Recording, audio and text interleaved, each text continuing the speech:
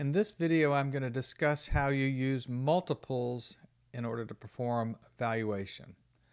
Now, in general, it is true that the value of a financial asset really is always the present value of the cash flows it's expected to generate.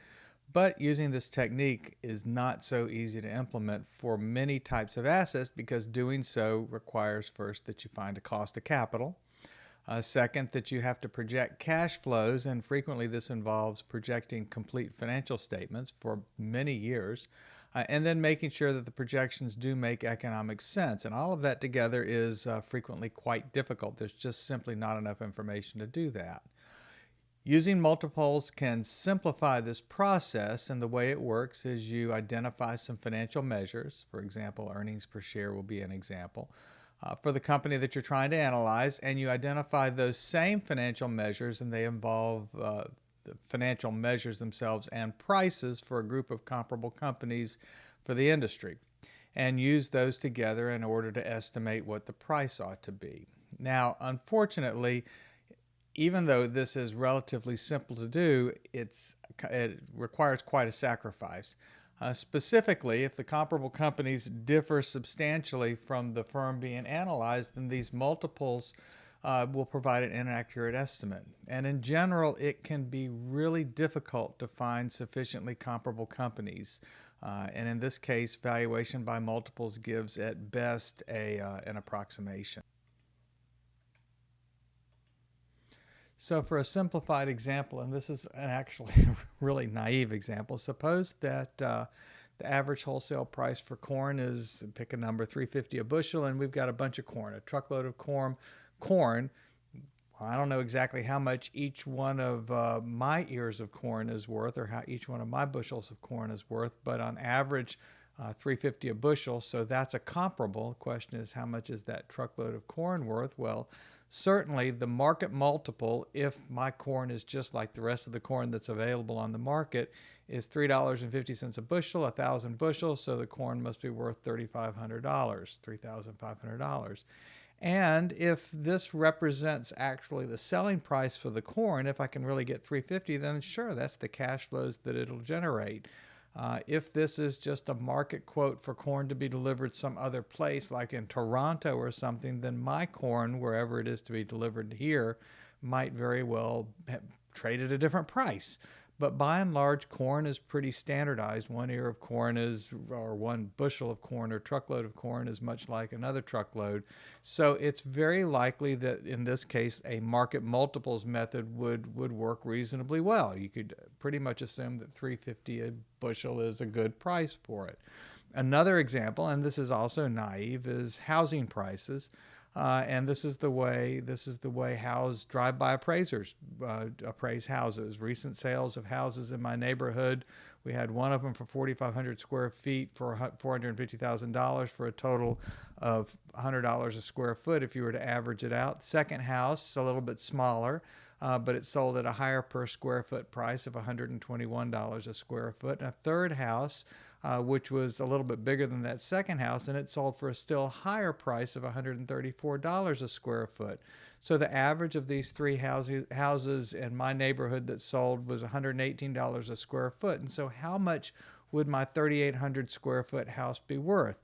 And the answer is, well, it depends. It depends on how like my house is to any of these others and to which ones it is most likely similar. Now, in housing, there are all sorts of features that go into the price of a house, but as a real estate agent would tell you, location is the most important thing, and we've here controlled for location, meaning in my neighborhood. And so assuming that all the lots in my neighborhood are reasonably similar, then this would be a good way of figuring out how much my house might be worth. Of course, we've got a big range. Just using those multiples, the range is anywhere between $380,000 to $509,000. That's a pretty doggone big range. And how my house prices within that range depends on supply and demand, whether somebody wants my particular house on my particular lot. It depends on the amenities that my house has, how different my house is from these other houses. So comparables, these houses are comparable in the sense that they're more or less kind of the same kind of finish. They're more or less the same level of luxury. They're in the same location, more or less. And so a multiples method might very well be useful for this as well. Now, in terms of companies, it's a little more difficult. Earnings per share is one multiples method that is used. For example, in this case, if Vol Incorporated is privately held, it doesn't have any traded market price, then a way of using a multiples method would be to identify a bunch of other companies that are like Vol Incorporated. So 2, 3, 4, 5, 10 different companies, however many you can identify, although sometimes it might be one. Calculate their price earnings ratio and then multiply it by Vol Incorporated's earnings per share, and that ought to give you an estimate of Vol Incorporated's comparables-based price per share. Of course, doing this technique requires that you can get price values, price estimates for these individual companies that are supposedly like Vol Incorporated. And if they're private, that means you'd need recent transactions. And if they're public, then you would need stock price. But they would need to be well comparable, very comparable to Vol Incorporated for this to work. Now, we can look and see how this might work, at least with a publicly traded company, although you typically wouldn't use a multiples method to evaluate a publicly traded company because there's a lot of data available for those. You can do cash flows, for example. And, of course, you have market prices. But let's just look at this as an example. The average PE ratio for companies in a specific industry, this is the industrial conglomerates industry, when I did this analysis was 26.35. So we have a bunch of different comparables. These are all publicly traded companies. Their price earnings ratio is 26.35 on average. 3M Corporation is in this industry, and its earnings per share for the past 12 months was $18.84. And so a multiples estimate of 3M's price would be the average price earnings ratio for the industry multiplied by 3M Corporation's earnings per share for a total of 26.35 times 8.84 or 232.93. Now, it turns out when I did this analysis, 3M's market price was $205.29, which represents a 13% pricing error, which really isn't all that much of a pricing error, given that we are using multiples. That's not a particularly bad pricing error. So this gives a rough estimate of 3M's price, not too far off, but it depends on how comparable those companies in the industry are to 3M. How much is 3M Corporation like one of these average companies? Well, let's look at a different one.